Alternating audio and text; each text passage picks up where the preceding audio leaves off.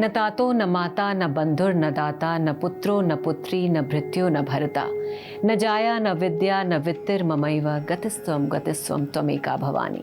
नमस्कार, आप देख रहे हैं श्रेष्ठ भारत और आपके साथ मैं हूं मुक्ता सिंह। नवरात्रि का आज 8वां दिन है। आज माँ महागौरी की पूजा होती है। हमारे साथ स्टूडियो में मौजूद हैं इस वक्त सरिता मिश्रा जी, जो कि हमें बताएंगी कि महागौरी की पूजा कैसे करें जिससे हम उन्हें प्रसन्न कर सकें। क्या है उनकी पूजा का विधि विधान, उनसे जानेंगे। तो सरिता जी, बहुत बहुत स्वागत है आपका। नमस्कार। ये जो मैंने कहा, जय माता दी, ये जो मैंने कहा, ये जो पढ़ा शुरू में, बड़ा अच्छा लगता है मुझे, क्योंकि जो भी है बस माँ ही है। हम मोह माया में फंसे तो रहते हैं, लेकिन जो भी जीवन में जो भी गति है वो सब माँ के कारण है। तो आज महागौरी का दिन है। कौन है महागौरी और कैसे करें उनकी पूजा? नमस्कार। जैसे कि आप सबको पता ही है, 8वां दिन है माँ दुर्गा का, जो हम माता दुर्गा के 8वें स्वरूप की पूजा आराधना करते हैं, जो महागौरी के नाम से है। महा मतलब महान एंड गौरी मतलब वाइट, मतलब सफ़ेद। तो आप माता की प्रतिमा को ध्यान से देखेंगे तो आपको महान और सफ़ेद वस्त्र में एक फीमेल, मतलब कि एक देवी दिखाई देंगी। तो माँ देवी का इसीलिए नाम महागौरी रखा गया है। यदि आपके जीवन में किसी भी तरीके की समस्त दुखे या कह लो कि भय आपके जीवन में आ रहा है, तो महागौरी जो है वो इन चीज़ से आपको निजात दिला देती है। तो यदि आपके जीवन में किसी तरीके का भय है, शत्रु है, तो इसकी पूजा आराधना करें। माँ गौरी को जो अति प्रिय प्रसाद है वो है नारियल, और नारियल के साथ साथ आप उनको चीनी का भी प्रसाद चढ़ा सकते हैं, या आप हलवा भी बना के माता के आगे अवश्य रख सकते हैं। आपकी इच्छा अनुसार यदि आप चाहें तो चीनी और नारियल रख दें, यदि आप चाहें तो माता के आगे हलवा बना के उसमें भी नारियल और चीनी डल जाता है, उसको प्रसाद के रूप में माता के आगे अवश्य रखें। ऐसा करने से भी माँ आपके समस्त दुखों को निवारण कर देंगी। और कौन सा फूल माँ को सबसे ज़्यादा पसंद है? कौन सा फूल अर्पण करें उनको? देखिए, माता की जब भी कोई बात होगी तो माता को या तो कमल या लाल फूल अति प्रिय होता है।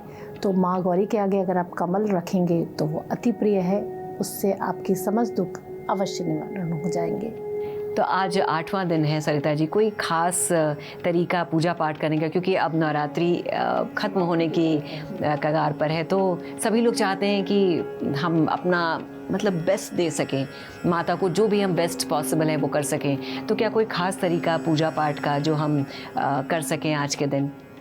देखिए, खास तो क्या है, माता के लिए खास तो बस यही है, डेली सुबह जल्दी उठिए, माता की पूजा आराधना कीजिए, सच्चा मन रखिए, माँ देवी के आगे हाथ जोड़िए, अपनी विनती कीजिए। यदि आप ऐसा चाहते हैं कि कोई ऐसा मैं उपाय बताऊं जिससे आपकी मनोकामना माता अवश्य सुन ले, जो कि आजकल सबको चाहिए, तो मैं आपको बताऊंगी कि आप एक भोजपत्र ले लें, उस पर लाल रंग की स्याही से अपनी कोई भी मनोकामना लिख के माता के आगे, माँ दुर्गा के किसी भी स्वरूप के आगे अवश्य रखें। ऐसा करने से माँ आपकी मनोकामना अवश्य पूर्ण करेगी। चलिए, तो आपने तो बड़ा सिंपल सा उपाय बता दिया। मेरे ख्याल से सभी लोग चाहेंगे कि वो लिख कर रख दें, तो शायद माँ उनकी बात सुन ही लें। आज 8वां दिन है। अब जो लोग भी 9 दिन का व्रत रखते हैं, बहुत सारे लोग आज कन्या भी खिलाते हैं। तो ये कन्या खिलाने का क्या महात्मा है? क्यों खिलाया जाता है कन्या को? कन्या खिलाने का कोई महत्व नहीं है, बस ये है माता के 9 रूपों को हम कन्याओं में, जैसे कि कहा जाता है बच्चों में माँ का स्वरूप होता है, तो इसीलिए हम 9 देवियों के रूप में 9 कन्याओं को भोजन कराते हैं, ताकि हम ये सोचते हैं कि माता अब हमारा भोजन स्वीकार करेंगी और हमको आशीर्वाद, ब्लेसिंग्स ज़रूर मिलेगी, जिससे हम अपने समस्त जीवन में सुख, शांति, समृद्धि प्राप्त कर पाएंगे। तो ये 9 कन्या खिलाने में ख़ास तौर पर ये चना हलवे का भोग भी लगता है और खिलाया जाता है। तो क्या इसके पीछे का रीज़न सिर्फ यही है कि माँ को बहुत पसंद है ये, या फिर किसी और कारण से भी मीठा खाना चाहिए? क्यों चना हलवाई क्यों चढ़ाया जाता है? भोग के लिए हलवे का भोग लगाया जाता है, माता को अति प्रिय है इसीलिए।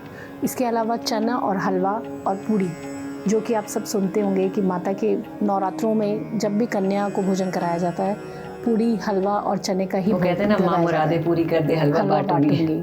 तो वो कहीं ना कहीं हलवा एक शॉर्ट है, मीठा है, आप घर में इजीली बना सकते हैं, चाहे आप बहुत अच्छे फैमिली से बिलोंग करते हैं या नीचे से।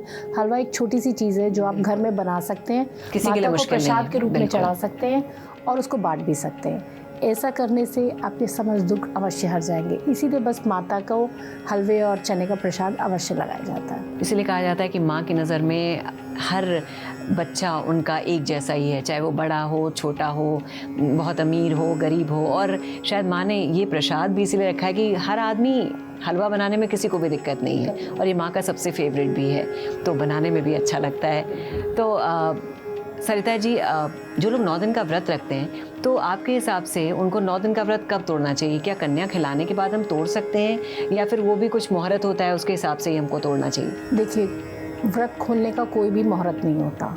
इसको कन्या को भोजन करा के आप भी प्रसाद के रूप में प्रसाद को ग्रहण करें और इस व्रत का संपन्न हो, इस व्रत को समाप्ति दी जाती है।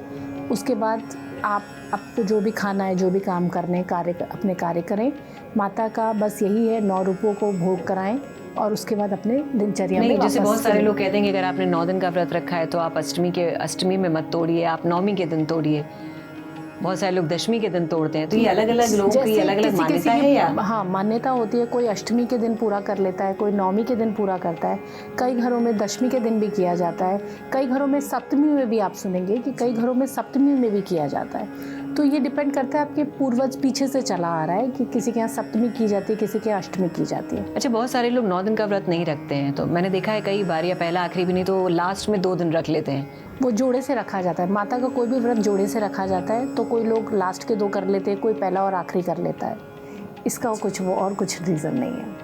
चलिए, तो अब हमारा वो समय हो चुका है जब आप उपाय बताती हैं। तो आजकल आप देख रही हैं, पढ़ाई तो बच्चे कर ले रहे हैं, लेकिन नौकरी मिलने में बड़ी परेशानियाँ आ रही हैं।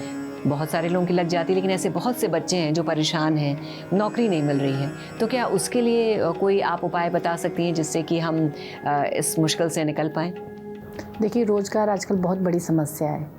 लोगों को नौकरी मिलना इतना आसान भी नहीं है, मगर अगर आप प्रयास नहीं करेंगे और नेगेटिव होके बैठ जाएंगे तो कुछ भी नहीं होगा। जैसे कि हमारे मोदी जी ही कहते हैं कि आत्मनिर्भर बनिए, आप नौकरियों पे डिपेंडेंट मत रहिए, कोशिश कीजिए आप आत्मनिर्भर बनिए, जितना हो सके खुद कुछ करने की कोशिश कीजिए। ऐसे कोर्सेज़ को ज्वाइन कीजिए कि आप कुछ कला सीख पाएँ और आप अपना उसको कर पाएँ। ज़रूरी नहीं है किसी के यहाँ नौकरी करके ही आप अपना समस्त जीवन चला सकते हैं।